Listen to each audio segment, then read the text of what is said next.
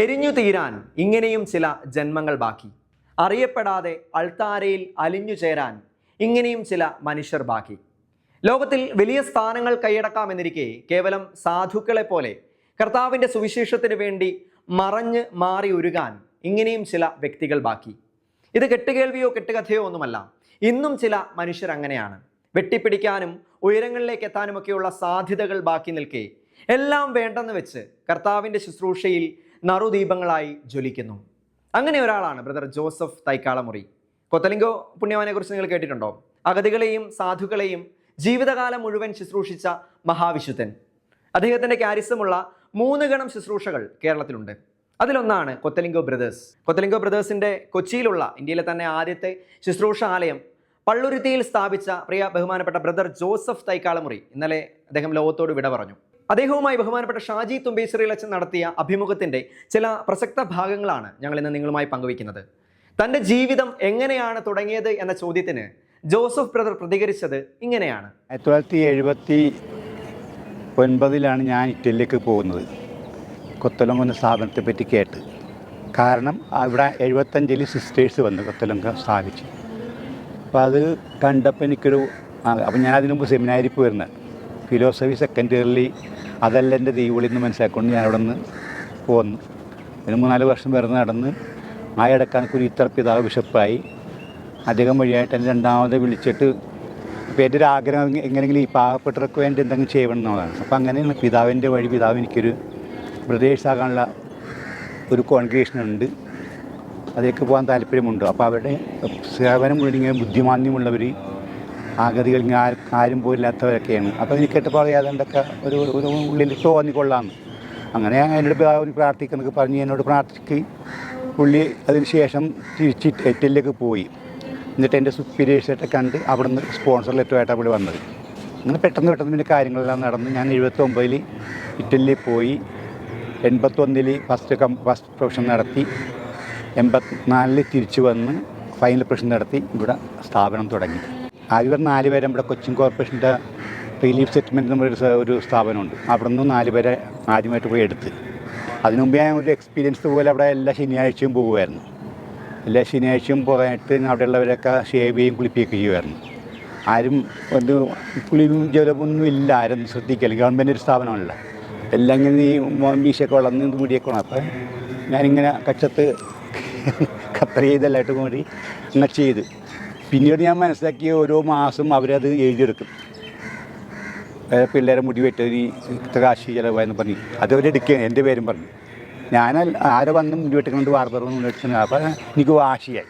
അപ്പോൾ ഞാൻ എൻ്റെ ഇവിടുത്തെ ഒരു കൗൺസിലർ സോഹൻ എന്ന് പറയും, പുള്ളിയെ പോയി കണ്ട് സംസാരിച്ച് പുള്ളി പറഞ്ഞു നോക്കാം മുൻകൈ എടുക്കാമെന്ന് പറഞ്ഞ്. അന്ന് കൊച്ചിൻ കോർപ്പറേഷനിൽ മേയറായിരുന്നത് ഒരു പുള്ളി നല്ല മനുഷ്യനായിരുന്നു.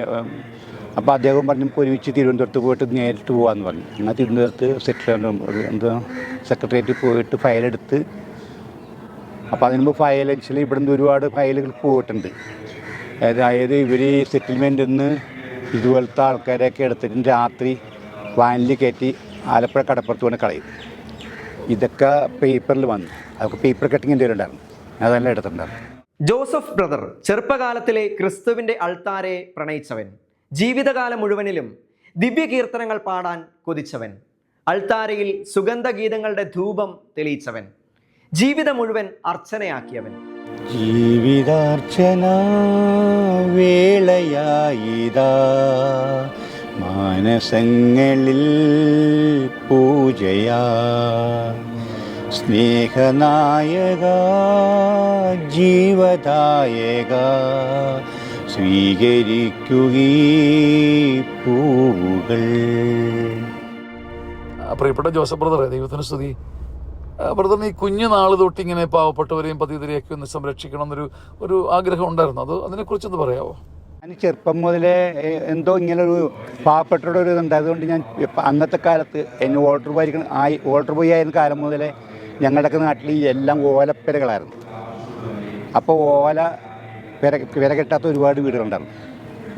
മനസ്സിലായി ഓലകളുള്ള പെര. അപ്പോൾ അതൊക്കെ ചോറിന് പോകും. അപ്പോൾ ഞങ്ങൾ ഓൾട്ടർ ബോയ്സ് എല്ലാവരും പോയി ഓല കളക്ട് ചെയ്തിട്ട് ഓരോ വീട് കണ്ടുപിടിച്ച് കെട്ടാൻ പോകും. ചെറുപ്പമാണ്, പ്രായം 10ാം ക്ലാസ് ആയിട്ടില്ല, 8-9 ആ പ്രായക്കാർ. അപ്പം അന്നുപോലെ അങ്ങനെ ആ ഒരു ഫീല്. പിന്നെ പിതാവ് ഇങ്ങനെ വിളിച്ച്. നോക്കൂ, ഇന്നത്തെ തലമുറയിൽ ചെറുപ്പം മുതലേ ആകാശം വെട്ടിപ്പിടിക്കാൻ അവനവൻ ഒരുങ്ങുമ്പോൾ കഴിഞ്ഞ 70-ൽ പരം വർഷങ്ങൾ ആരോരും അറിയാതെ ഒരു പിടി മനുഷ്യർക്ക് വേണ്ടി ജീവിതം കൊടുത്ത ഒരു മനുഷ്യന്റെ ഭാഗ്യം.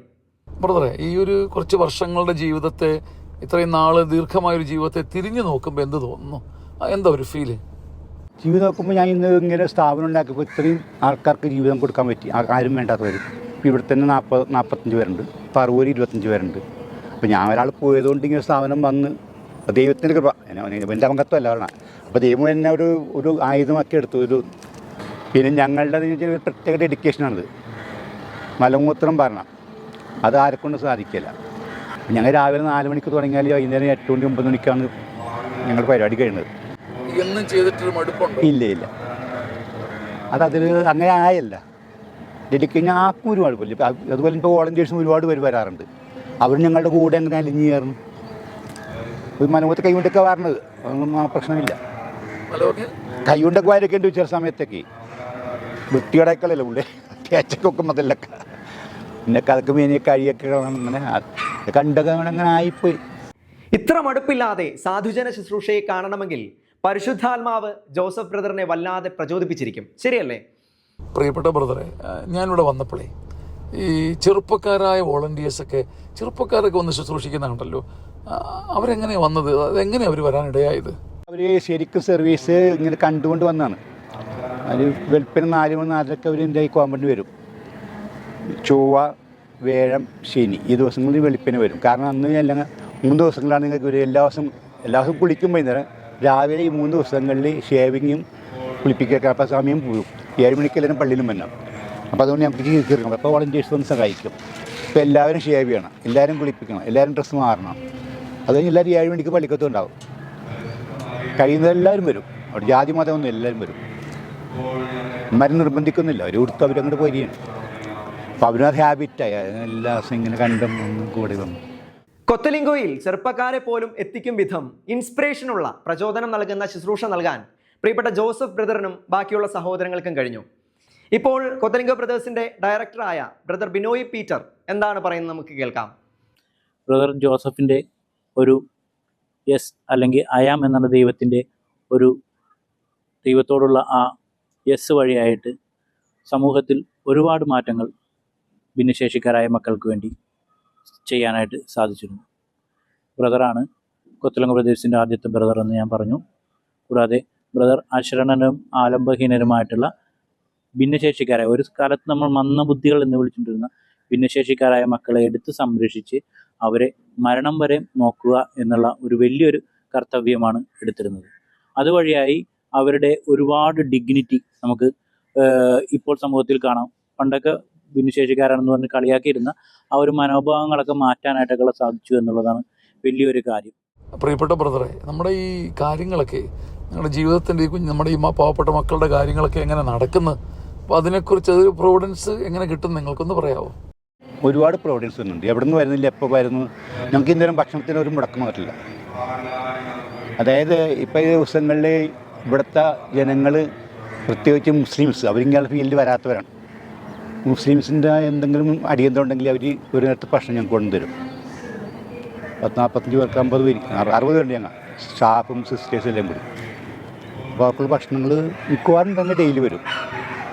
പിന്നെ അറിഞ്ഞവരുണ്ട്, ചാലക്കുടിയിൽ നിന്ന് പാലക്കാട് എന്നൊക്കെ വരുന്നുണ്ട് എന്തെങ്കിലും കേട്ട്.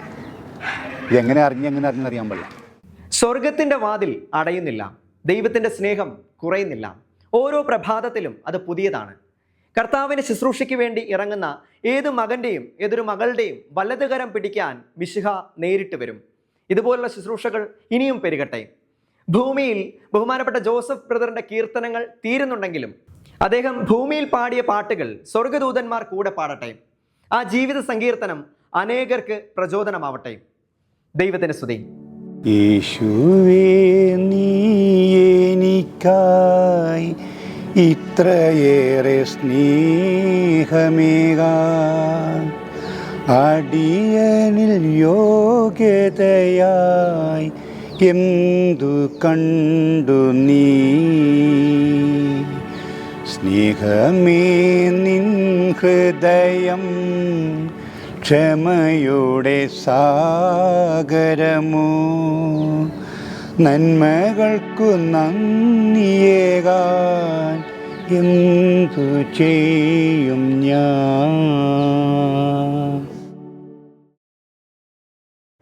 യേശുവേ സർവേശ സോനുവേ, വിശ്വപ്രകാശമി നീ നയിക്കൂ. ക്രിസ്തുവേ വേദാന്ത കാതലേ, ശൂന്യമെൻ മാനസം നീ നിറയ്ക്കൂ.